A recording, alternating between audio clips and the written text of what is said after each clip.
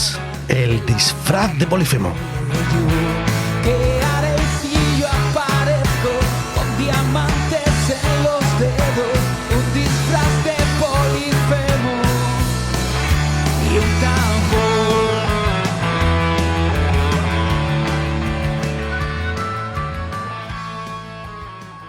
Hoy, en El disfraz de Polifemo, hablaremos de Las voces del monasterio, una novela de Giulia Conte. Pero la gente que siga este podcast, o mejor dicho, este video podcast, ya se habrá dado cuenta de que ante mí tengo dos personas, dos mujeres concretamente. Y Giulia Conte suena como a una persona. Y que por lo tanto, pues lo mismo aquí hay gato encerrado. Así que bueno, como tampoco es un grandísimo misterio, porque Giulia Conte son Zaira Sánchez y Ana Verdú, pues vamos directamente a lo que tenemos que ir. ¿Qué tal? ¿Cómo estáis? Hola, Muy bien, tardes. hola, buenas tardes. ¿Qué tal? Vuestro heterónimo, Giulia Conte, ha durado sin desvelar, pues no mucho. Al menos no tanto como el de Carmen Mola. ¿No pensáis estirar un poquito el misterio, ves si así le sacáis un poquito más de pringa la cosa? Porque a los de Carmen Mola bien les ha ido, creo yo, al menos en lo de dinero. En realidad es que tampoco lo hicimos con la idea de que viera misterio, es que No. en realidad escribimos las dos la novela y apareció, luego te contaremos más despacio, una tercera alma escritora que fue Giulia Conte, pero no era por mantenernos nosotras detrás, ¿no? Y porque no se nos reconociera o por no aparecer, no era esa la intención, entonces nos planteamos si tardábamos más o menos en descubrir. Sobre todo es que en una portada las voces del monasterio y dos nombres es como que no, a mí no me gustaba tanto, me gustaba más un solo nombre. ¿Y entonces de dónde viene el heterónimo? O sea, ¿es una construcción de sílabas o por dónde van los tiros? Sí, su segundo apellido es Terrer y mi segundo apellido es Conesa. Conte, juntando la primera sílaba de los dos apellidos, es un apellido que existe en Murcia, pero además es un apellido también italiano. Y eso nos llevó al Giulia. ¿Nos sonó bien? Nos sonó bien, buscamos que no hubiera ninguna escritora Giulia Conte, luego a la postre hemos encontrado que sí, que hay una, No pero falta que a ti no te manden. es una italiana que escribe poemas, pero solo ha escrito un libro y en fin, me gustaría conocerla, pero... Pero creemos que no nos va a demandar. No, porque además un libro hace años, pero eso sí lo comprobamos, ¿no? Que no hubiera ninguna escritora actual, Giulia Conte. Y entonces adelante, pues era un nombre que sonaba bien. Entiendo que, bueno, ya que soy dos personas escribiendo a cuatro manos, es pertinente hablar de ese tema. Yo conozco una pareja de escritores que escriben a cuatro manos, pero claro, en su caso quizás sea un poquito diferente. Hablo de Ana Vallabriga y David Zaplana, de Cartagena. Y es posible incluso que los conozcáis. Sí, de pero, oídas, claro, sí. pero en su caso son parejas, son matrimonios, son parejas de toda la vida que comparten casa, hogar, hijos. Entonces, la forma de interactuar no sé hasta qué punto es comparable. ¿Cómo ha sido vuestra interacción en este aspecto a la hora de sincronizaros y organizaros? Bueno, nosotras es que no vivimos juntas ni en la misma casa ni tenemos hijos comunes, pero casi. Yo a veces paso más tiempo con ella o hablo más con ella que con mi propia familia, porque nos conocemos desde niña, nos conocimos en el cole.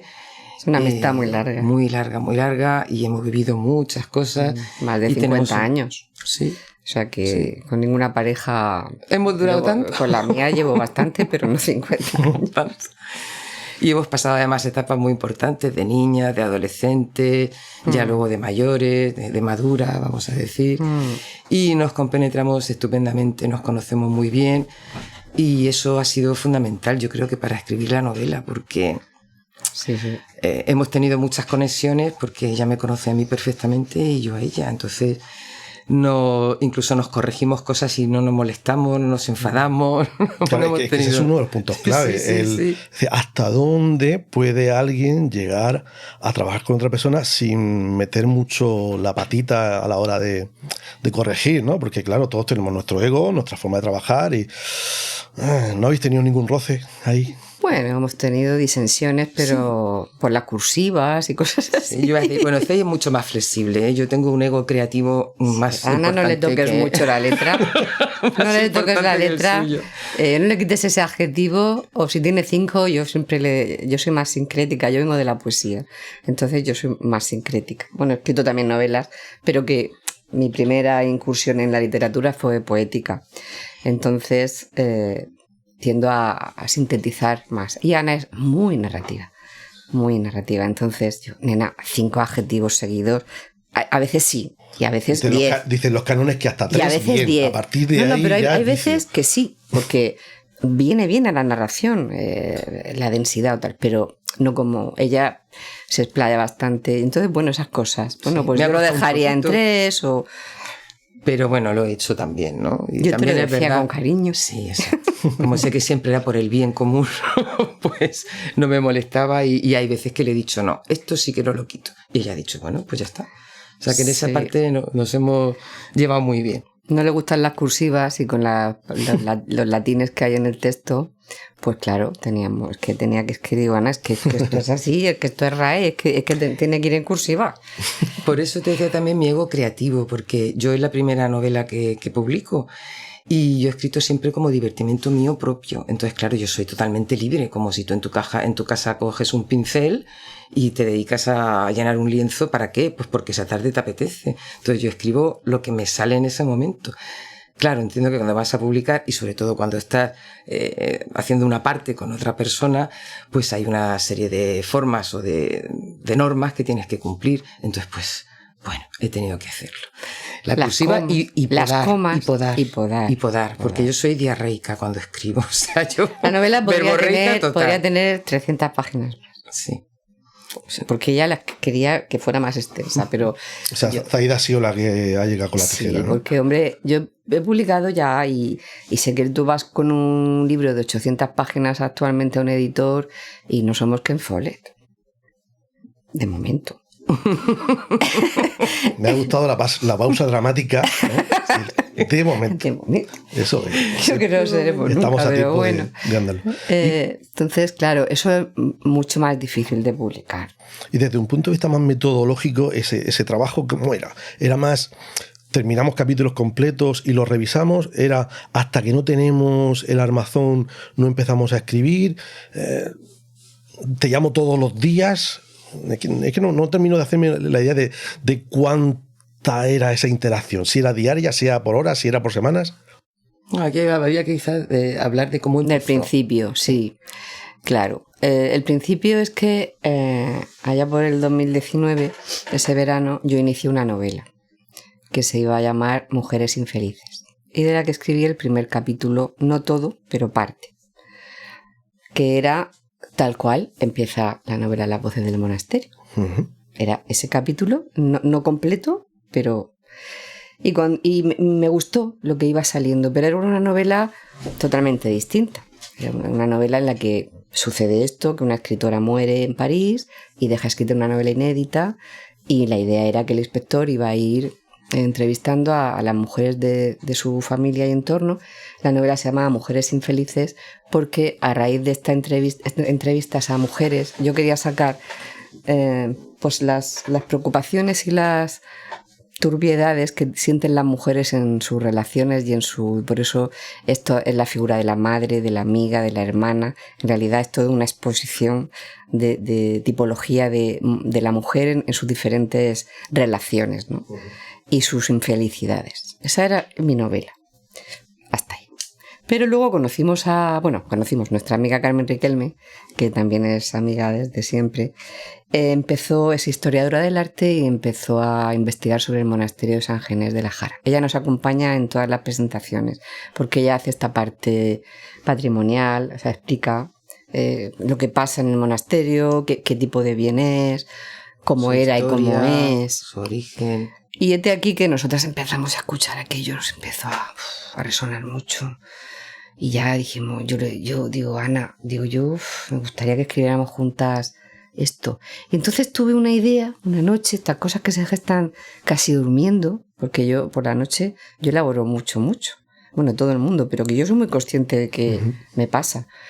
Y quedamos en mi casa de la playa y digo, Ana, he tenido una idea para introducir la novela del monasterio.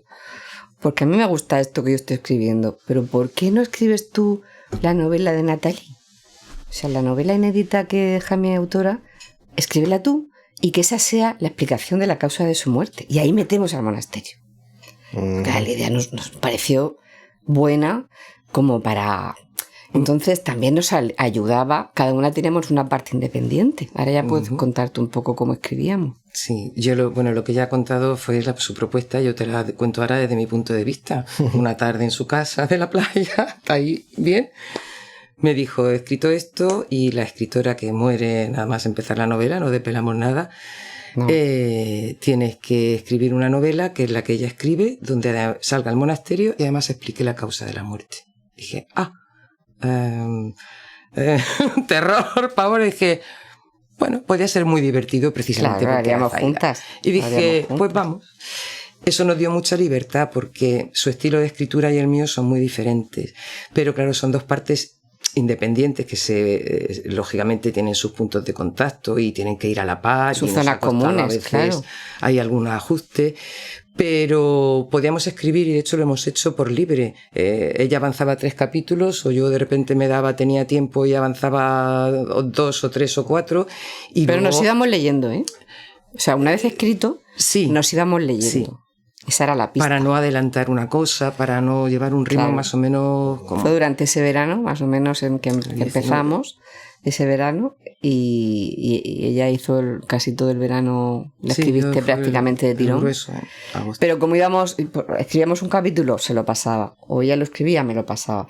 Entonces, como esos eran los capítulos que se van alternando, pues nos íbamos siguiendo la pista totalmente, porque las historias son relacionadas, claro, están relacionadas. Y íbamos creando los puntos en común, ¿no? Siempre tenía que haber un nexo, porque si no serían 2 historias intercaladas, no era eso, no se trataba de eso. Pero ¿qué es lo mejor y qué es lo peor de escribir así a 4 manos? Lo mejor que nos hemos reído mucho. Nos hemos reído mucho, mucho. Sí. Determinadas cosas que no recuerdo ahora mismo ninguna en concreto, porque han sido tantas y era casi de continuo, casi a diario. Mira, por ejemplo, nos reíamos mucho cuando teníamos coincidencias, que yo de repente iba a coger el móvil y me sonaba, Zaida, oye, que he pensado que en el capítulo... yo justo he pensado lo mismo, ¿no? Eso nos ha pasado un montón de veces, el coincidir. Teníamos ocurrencias simultáneas.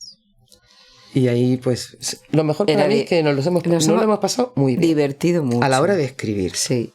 Y hemos disfrutado, yo he disfrutado mucho con esta escritura, porque yo siempre he escrito, sola, claro, normalmente. Me ha gustado mucho más escribir con alguien, pero mucho más. De verdad, ¿eh? Es una experiencia que recomiendo a los escritores y escritoras, porque es muy interesante ver cómo tu creatividad se va compasando con la de otra persona, incluso te estimula la tuya propia, porque esa persona a la vez hace de acicate con determinado hilo argumental que a ti a lo mejor... A mí ella me ha dado pistas con sus capítulos, y yo seguramente con los míos a ella también. Eso, me ha parecido muy rico, ¿eh? Entiendo que no descartáis repetir. No, tampoco lo hemos proyectado. Lo hemos planteado. Yo no lo sé, porque yo tendría mis dudas. Es que Ana, porque he tenido que ceñirme a muchas cosas. Y entonces a mí eso me ha costado mucho. Se ha tenido que ceñirme. Lo que pasa es que tengo ahora que ver, pues, con tu pregunta que has hecho antes, ¿qué es lo mejor y lo peor? Pues es que me lo he pasado muy bien. Entonces, yo esa no he parte encontrado nada malo, la verdad, en escribir a 4 manos. Lo peor lo de la poda, ¿no? La tijera. Las tijeras, las podas. Pero claro, cuando pones eso en una balanza, pues la verdad es que pesa mucho más la parte positiva. Y lo bien que...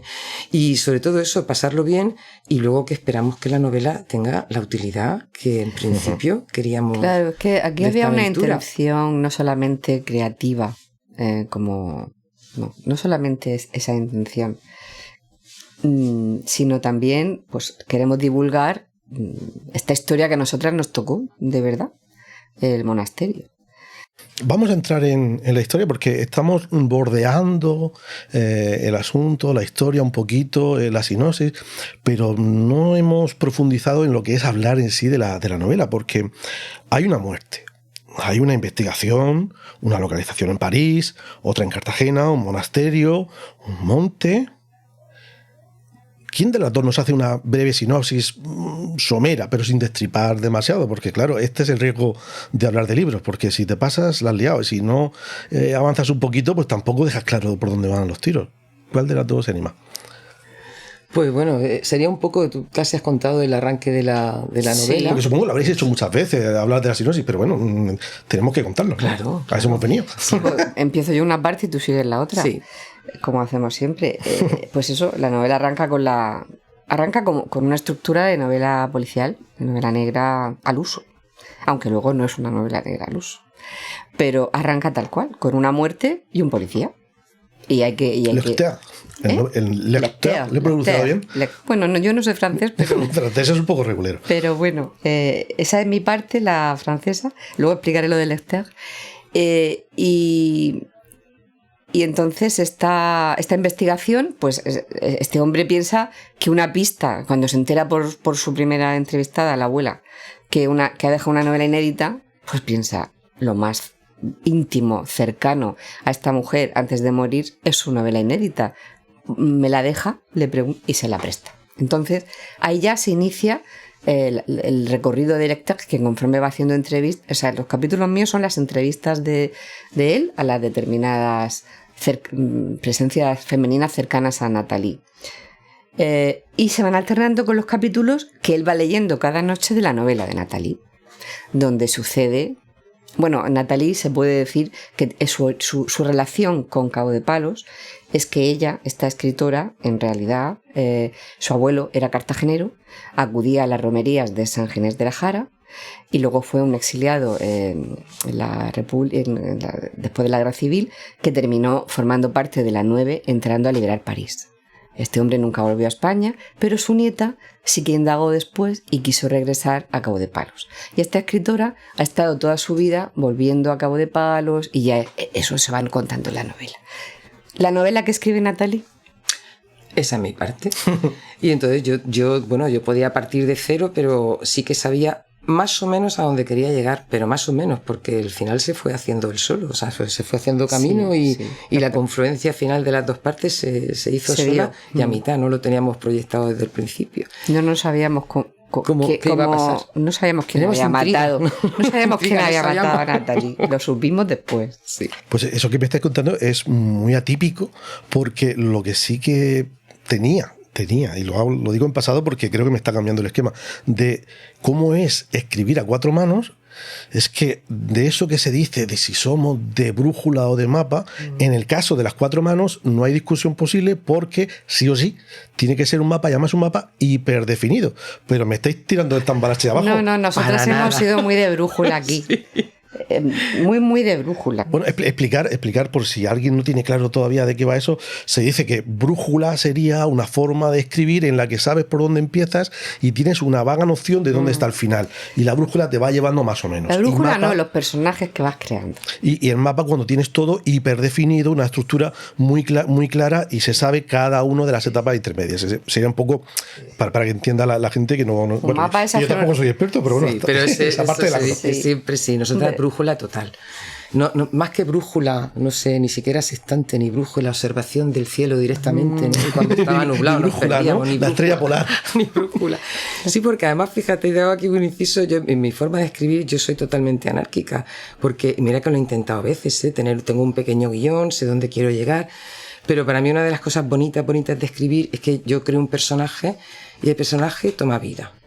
Y hace lo que le da la gana. Es decir, yo quiero que vaya por aquí, pero en el mismo momento de ir escribiendo, él decide que va por el otro lado. Sí. Se revelan a veces. Ha pasado también. Sí, se nos han revelado personajes. Caminan por aquí no vamos. Y entonces nos han obligado a recular, a decir, bueno, sí. Vale.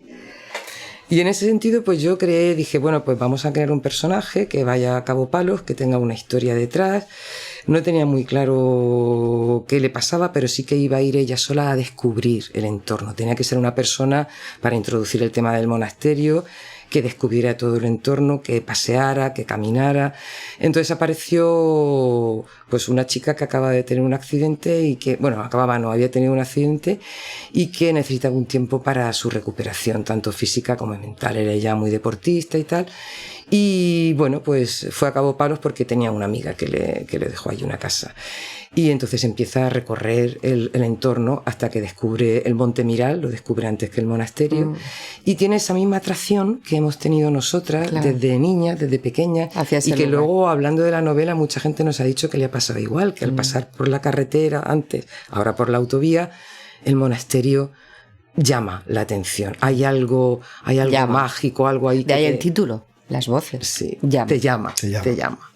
Y esto le pasa a Julia. Ella primero descubre el monte y a través de ello pues descubre un poco la historia y va recorriendo todo ese camino y ya bueno, Que es lo mismo que le pasó a mi autora, claro. Natalie le pasa sí. eso y luego escribe esa novela porque, claro, ella vuelca en la novela lo que ha sido su experiencia allí.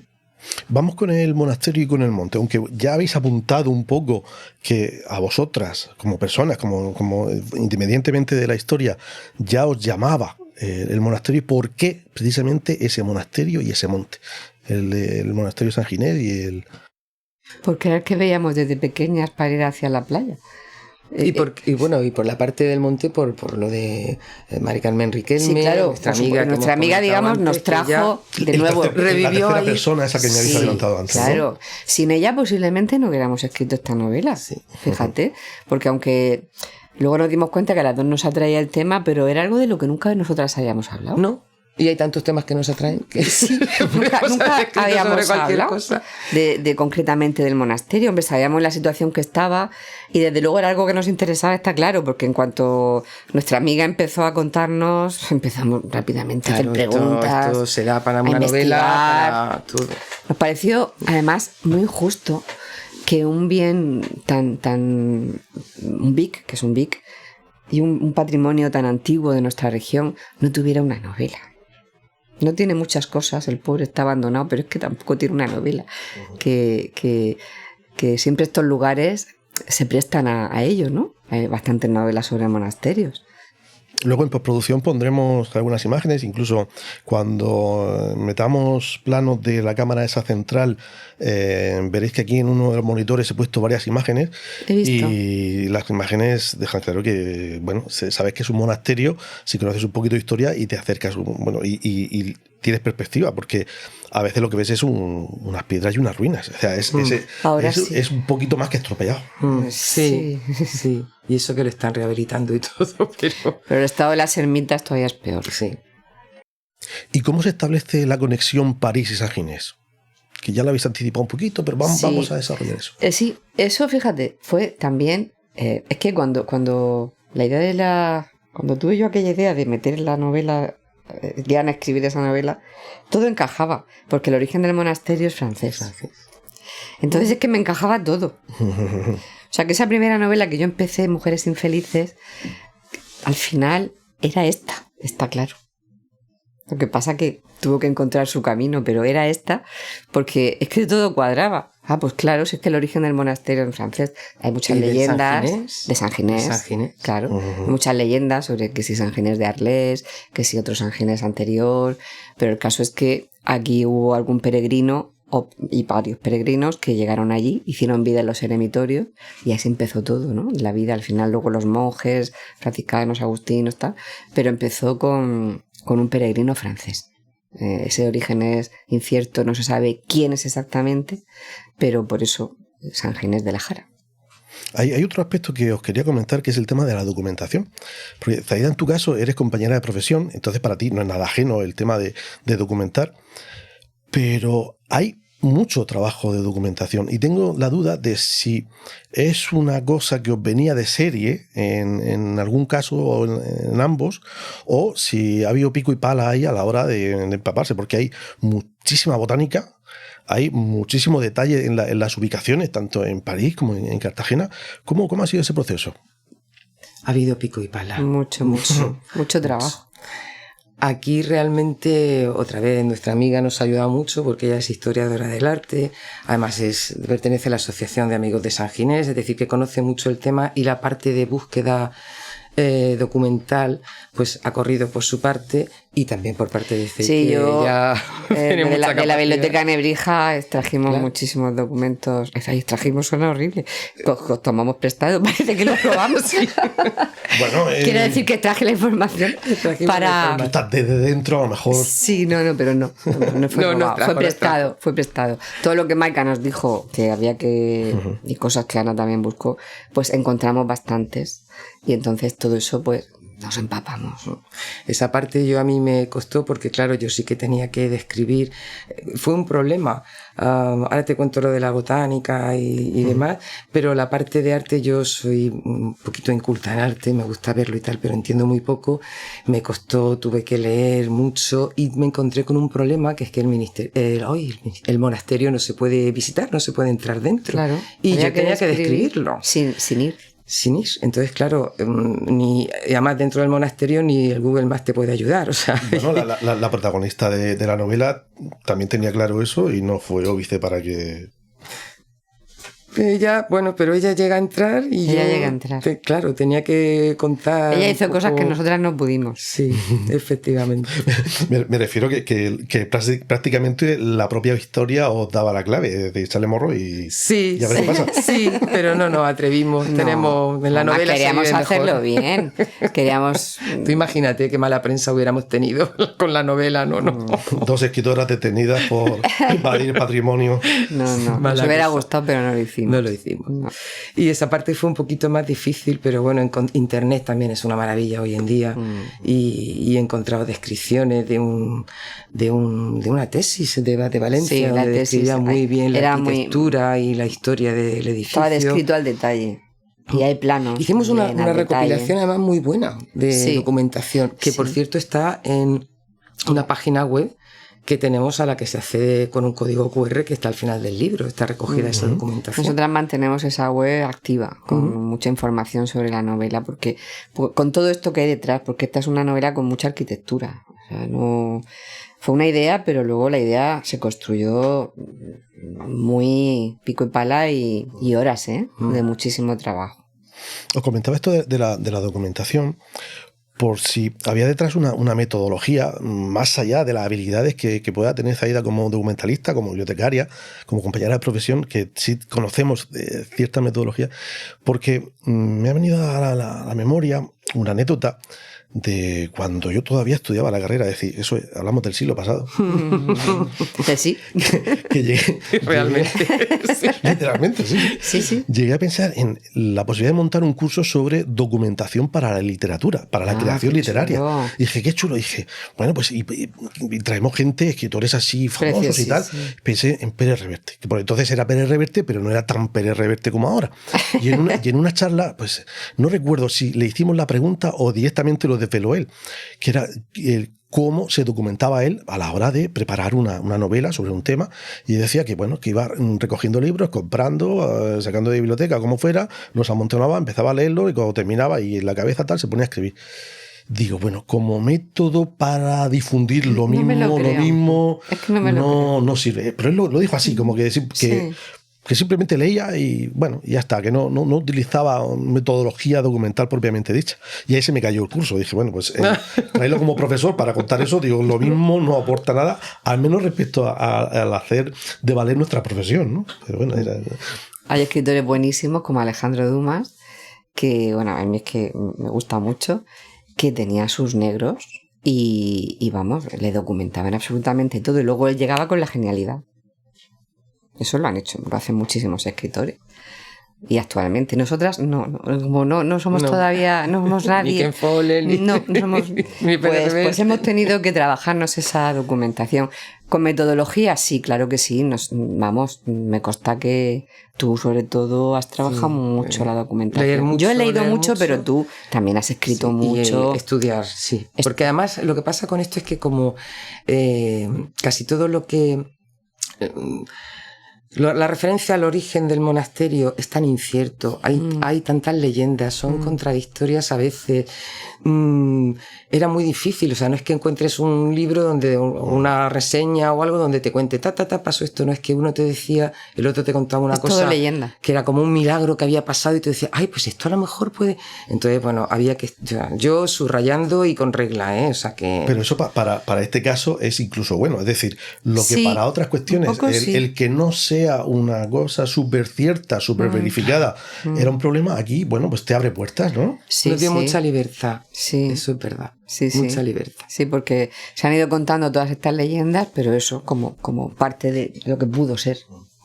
Y el género, aunque ya hemos apuntado la idea de novela negra, yo no tuve claro qué género le pondría, porque empiezas a leer y a la hora de encontrar el género ves novela negra, vale, porque hay una muerte, hay una investigación ya desde el principio, vale.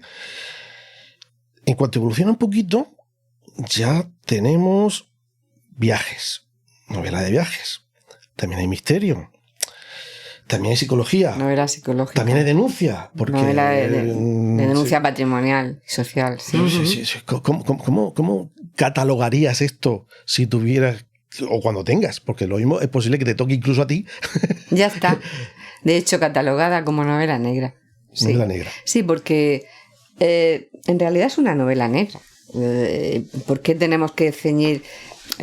Tiene una novela negra en cuanto a su estructura, que siempre es eso que te digo. Tiene que empezar con alguna muerte, tiene que haber una investigación policial y luego otro dato interesante de la novela negra es que a veces suele terminar donde empieza. O sea, esas escenas que empieza una escena de muerte y termina en la misma escena de muerte y no desvelo nada, pero es que no desvelo nada diciendo eso, porque simplemente que al final de la novela llegas a saber por qué ha muerto Natalie. O sea, que llegas a esa misma escena, ¿no? Eso también es muy de novela negra. A la hora de desarrollar los personajes, ¿habéis tirado cada una por un lado o habéis hecho ese trabajo de puesta en común que decíamos inherente a la escritura a cuatro manos? ¿Cómo ha sido ese proceso? Totalmente independiente. Los personajes sí que no hemos hecho nada en común ni hemos tenido que retocar ni modificar, ya no solo en los personajes principales, sino ni siquiera en los secundarios. Es decir, no, eso ha ido totalmente por libre e independiente. Cuadrado. Sí, pero no. Cada una hemos desarrollado nuestros personajes. En ningún momento os habéis planteado que busquéis un bestseller, ¿no? No creo que sea un bestseller para nada. Una de las razones por las que me da la sensación de que no buscabais, a priori al menos, que vuestra novela fuera un bestseller, es el tratamiento del sexo. Hay sexo en la novela, pero está como muy sutilmente tratado, muy por encima, como que cuando llega el momento cumbre en el que hay un salto temporal y, bueno, queda sobreentendido que ha pasado algo. Y en un bestseller que se precie, pues claro, hay todo lujo de detalles al respecto, ¿no?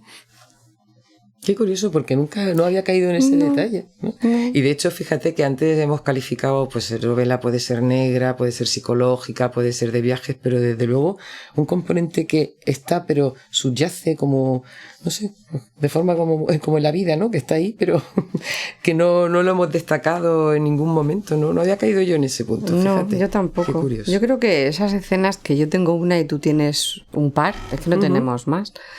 Pues yo la he escrito como las suelo escribir yo. No, en general. No desciendo más. Y eso me lleva a otra cuestión que creo que no tiene que estar relacionada con el hecho de que se vendan más libros o menos, pero a veces sí hay una correlación. Y es el cómo está escrito el libro. Es decir, en general, la forma de escribir es una forma, es decir, el libro está bien escrito, demonio, está bien escrito. Y cuando uno se coge un montón de los libros que hay por ahí, en los bestsellers o no bestsellers, a veces dices, vale, aquí pasan cosas, aquí hay ritmo, aquí hay tal, pero se echa de menos un poquito de cariño a la hora de tratar las palabras, de construir las frases, de enlazar los párrafos. Y en vuestro caso, está. Es que a nosotras nos gusta mucho escribir. Escribir lo mejor posible. La pregunta es, ¿pero es que es eso así. tiene que estar reñido con ser un bestseller? No, yo para mí no. La buena escritura para nada. Lo que pasa que También habría que definir bestseller, Sí. ¿sabes? ¿Es el que vende mucho? Sí. Bueno, pues el Pues para Quijote mí se vende hablamos mucho, de que ¿no? se vende mucho. Es El un Quijote se bestseller. vende mucho. Y lo llamaría bestseller al Quijote, pues no, parece que no. O sea, tiene que ser actual también, que se venda mucho, pero actual. Tiene que ser nada, no sé. Mujercitas es un bestseller. Claro. Cuéntame a mí el sexo que hay ahí. Sí. Bueno, tampoco es muy actual. No es muy Ya, actual. pero bueno, había otros escritores antiguos que, vamos, Sí. se explayaron. Si no, mira las 1001 noches. Sí. Y luego a veces, Bueno, que es anónimo. mira, a mí me pasa, parece que también el bestseller está reñido con que sea algo bien escrito, profundo, con una buena estructura, con una literatura, digamos, detrás, ¿no?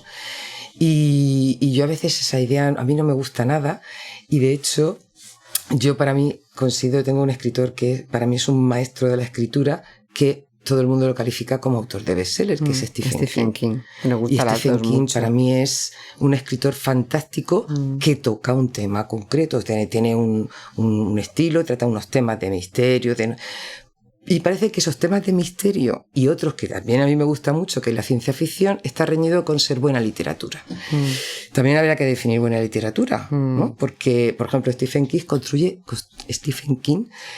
construye personajes de una manera prodigiosa. Sí.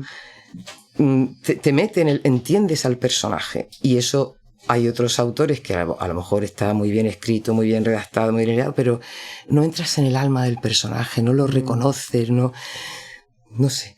Y creo que está también muy relacionado con sobre qué tema estás escribiendo. Ya te digo, los dos grandes temas, misterios y temas esotéricos y ciencia ficción, parece que esos libros no pueden ser buena literatura, tienen que ser bestseller, ¿no? También hay buena literatura en esos géneros, muy buena literatura. Y a nosotras nos gustaría que el libro fuera un bestseller. Eso lo doy por sobreentendido. Pero por el monasterio. O sea, Claro, es que nosotras claro. lo hemos escrito con una finalidad muy, muy clara. Y es que llegue a cuanta más a la gente, que mejor. mucha gente ni conoce esta historia.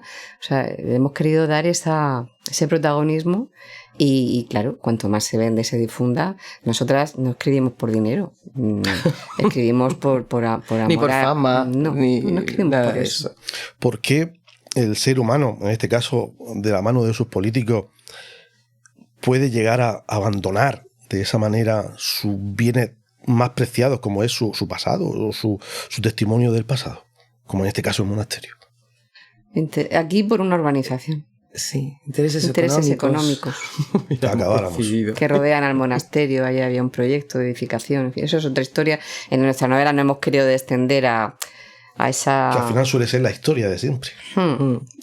Sí, así es. Es eso. Y lo que es una pena es eso, que cuando te metes un poquito a ver la historia del monasterio, ha habido todas las civilizaciones que han pasado por esta zona, han visto ahí algo o en el monte o en los alrededores, desde de Cueva Victoria, es decir, desde mucho tiempo todas las civilizaciones en ese entorno, no exactamente el monasterio, porque ni siquiera estaba, han encontrado algo y han creado allí. Un culto. Hasta que hemos Siempre llegado ha habido nosotros un culto. a esta civilización Y nosotros y no. nos la vamos a cargar. ¿Es Entonces, reversible?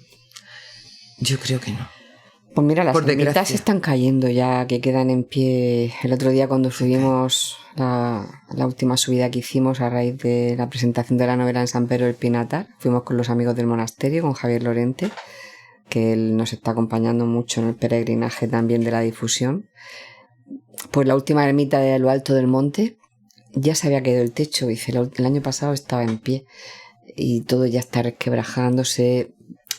Es propiedad de otra empresa, además no es la misma empresa, la propietaria del monte, que la del monasterio. El monasterio, hombre, a ver si llegamos a tiempo de que no se caiga el campanario, porque es que todavía está sin tocar.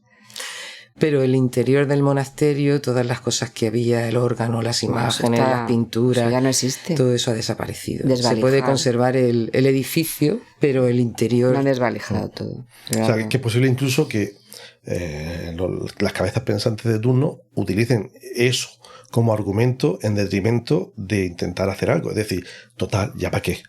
Sí, pues O sea, puede ser incluso peor. Es posible.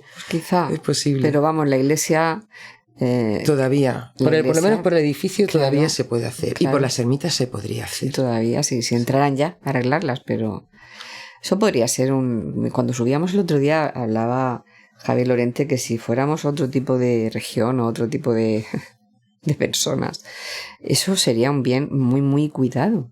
Habría una ruta establecida, además sería un atractivo turístico importante, que sería una oportunidad turística.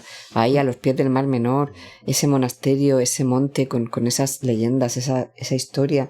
Con El toda lugar la es muy vegetación bonito. que tenía antes y se pudiera volver a llenar de Claro, verde alrededor. podría ser algo muy, muy interesante a nivel incluso de dinero. Vamos a ver, porque aquí parece que al final solo nos mueve eso. Pero, claro, de entrada hay que invertir y de entrada hay que tener esa visión, ¿no? No se explica que uno de los monasterios más antiguos de España se haya dejado abandonar así. No se explica. Pues para ir terminando ya casi, ninguna de las dos os dedicáis profesionalmente a escribir, ¿no? Tenéis otras ocupaciones, como bueno, aquí que más que menos. En tiempo, ¿cuánto tiempo le habéis dedicado a hacer esto? Desde el momento en el que dijisteis, quiero ponerme a escribir, hasta que hicisteis punto final. De la última corrección, claro, porque después de punto final vienen las correcciones. Es decir, esta lo Fíjate fueron qué mucho más largas. curioso, porque nos han preguntado muchas veces cuánto tardamos en escribirlo. Y en escribirlo pues tardamos 5 o 6 meses, ¿vale? Pero hay que esta pensarlo. pregunta que tú nos has dicho, me he quedado así, Hay que digo, pensarlo. desde que Tardamos surge mucho hasta más. que cerramos, hemos tardado mucho más. hablamos de... De 4 años. 4 años. Sí. 4 años. Desde el 2019 que se empezó, no ha sido continuo, pero... Hasta 16 versiones. Sí. Tenemos la última en la 16. Y bueno, y toda la parte de documentación en horas, Sí. eso ha sido mucho, mucho tiempo. Y Nunca. de leer, y de ver vídeos, y de buscar en internet, de programas donde se ha grabado algo dentro del monasterio. Ahí sí, como decía Pérez Reverte, no con ninguna idea, pero para ambientarte, para ver el interior, para ver, y bueno, fotos, periódicos, hablar entre nosotras, horas hablando entre nosotras, incontables. O sea, mucho tiempo le hemos invertido en total. Mucho, sí. Y de ese tiempo, y ya para terminar, sí, ¿en qué momento os disteis cuenta de cuál iba a ser el final? De cómo acabaría exactamente la novela. ¿En qué momento dijiste, este es? Pues allí en esa misma terraza de la playa surgió también. Ya la novela ya llevaba bastante avanzado. Tú estabas escribiendo en Portugal, yo estaba escribiendo en Almojón y de repente pues nos llamamos. Y esa tarde estábamos ahí, yo tenía una idea, tú y estábamos ahí. Porque al principio pensamos en muchas cosas. Pero sin entrar en spoilers tampoco. No, digo que- No hay. Vamos a Iba ubicarlo. a decir una cosa y menos mal que me he dado cuenta a tiempo. Pensamos Bueno, esto está grabado, siempre se puede editar, pero Sí, bueno. no. Sí, y al final pues, surgió así. Julia Conte ahí trabajó. Sí. Julia Conte nos lo dijo. Fue la que dijo. O sea, ya no erais dos personas trabajando, sino que ya erais Julia. Sí, y lo vimos claro. Cuando esto, así, nos encajaba. Y de hecho no tuvimos que modificar cosas No, para el final. no, el final se tuvimos quedó que escrito. modificar cosas. El final se Confluyó. quedó escrito. Vale. Bien, pues Ana, Zaida, muchísimas gracias por haber dedicado este ratito en el disfraz de Polifemo a hablar aquí de vuestra novela, de Las voces del monasterio. Y un placer haberos tenido esta tarde. Muchas gracias a ti Igualmente. por tu interés y tu gran entrevista. Y sí, nos lo hemos pasado muy bien también aquí. Sí. Muy bien. Muy bien. Pues esto ha sido todo. Aquí dejamos por hoy el disfraz de Polifemo. Y bueno, ya sabéis, si os gusta suscribiros, recomendadlo, contadlo, porque si no hay nadie viendo y escuchando esto, porque, por cierto, aquellas personas que estáis suscritos solo a la versión en audio, que sepáis que ahora tenemos una versión en vídeo podcast, que también os podéis ver, que a lo mejor no hay mucho que ver en este caso, pero bueno, también es posible. Así que bueno, nos vemos. Buenos días, buenas tardes y buenas noches. Sé que la vida es sueño, ya lo dijo Calderón, sea sueño, pesadilla.